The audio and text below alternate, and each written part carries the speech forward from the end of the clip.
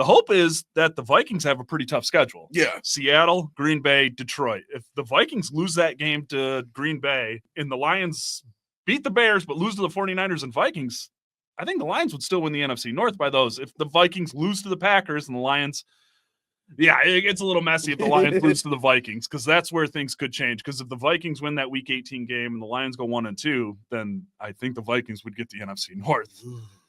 I was going through the ESPN playoff predictor today, and it's a freaking mess. Like, the Lions, in most scenarios, win the NFC North. They need the Eagles to drop a game. They really need the Packers to beat the Vikings, not this weekend, but next weekend. Mm-hmm. But they play the Seahawks this weekend. That's a tough game, with or without Geno Smith. We'll see how that goes. But there's still hope, man. They're 12-2. They've got most tiebreakers. They've got the common game percentage over the Eagles, and they've got the head-to-head win over the Vikings, and they have a chance to be 5-0 in the division right now.